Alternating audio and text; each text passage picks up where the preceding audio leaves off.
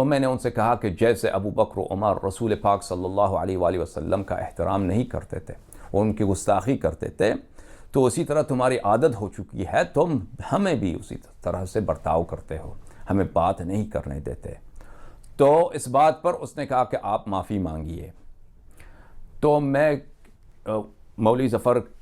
کو بھی بتاؤں اور دوسرے بھی جو عمری لوگ ہیں وہ پروگرام دیکھتے ہیں ان کو بتاؤں کہ یہ آپ لوگوں کی لا علمی کی وجہ ہے کہ آپ سمجھتے ہیں کہ ابو بکر و عمر بہت احترام و ادب سے رسول پاک صلی اللہ علیہ وآلہ وسلم سے پیش آتے تھے۔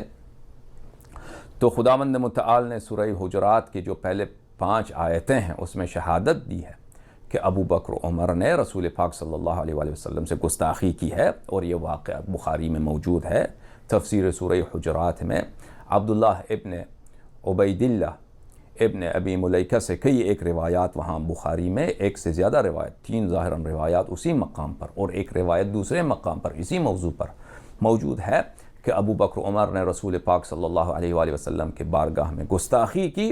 اور انہوں نے آواز بلند کیا اور بارگاہ رسالت صلی اللہ علیہ وآلہ وسلم میں جھگڑا کیا، اور ان کی بے ادبی کی وجہ سے، گستاخی کی وجہ سے سورہ حجرات کے پہلی آیات نازل ہوئیں، اور یہ بخاری میں موجود ہے۔ اس مسئلے پر میرے کئی مناظرے ہو چکے ہیں عمری علماء سے۔ اس کو پتہ نہیں ہے، یہ شخص شاید سمجھتا ہے کہ ہم بے احترامی کر رہے ہیں۔ ہم بے احترامی نہیں کر رہے، یہ واقعہ موجود ہے، اور اگر کبھی یہ چاہیں تو اس مسئلے کو ہم ان کے لیے بیان کریں گے، اور اگر ان کے کچھ اعتراضات ہیں یا ان کے کچھ جواب ہیں، صفائی پیش کرنا چاہیں گے ابو بکر عمر کی جانب سے، ہم اس کا بھی ابطال کرنے کے لیے تیار ہیں۔ اہم بات یہ ہے کہ اس واقعے میں جو ابو بکر عمر سے گستاخی ہوئی ہے، ان سے ان کا کفر لازم آتا ہے، اور قرآن کی آیات بھی ان کے کفر پہ شہادت دیتا ہے۔ لیکن اس بات کی تفصیل کیا ہے وہ آپ انٹرنیٹ پہ میرے عربی جو سپیچز ہیں، فارسی سپیچز ہیں، اس پہ آپ دیکھ سکتے ہیں، اور اردو میں انشاءاللہ تبارک و تعالی میں اس مسئلے کو آئندہ کبھی کھول کے اور تفصیل کے ساتھ بیان کروں گا۔ اور انہوں نے مجھ سے مکرر کہا کہ آپ بکواس کر رہے ہیں، تو میں نے اشارہ کیا کہ مولوی ظفر، بخاری میں 7 مقامات پر روایت موجود ہے کہ صحابہ نے رسول پاک صلی اللہ علیہ وآلہ وسلم کے متعلق کہا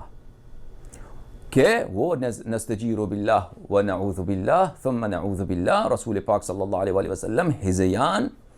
کہہ رہے ہیں۔ ہذیان کا مطلب یہ ہے کہ وہ بہکی باتیں، یعنی بکواس، نستجیر باللہ کہہ رہے ہیں،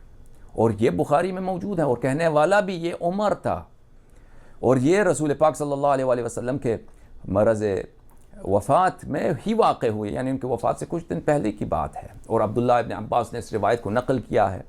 اور وہ نقل کرتے کرتے اتنے روئے تھے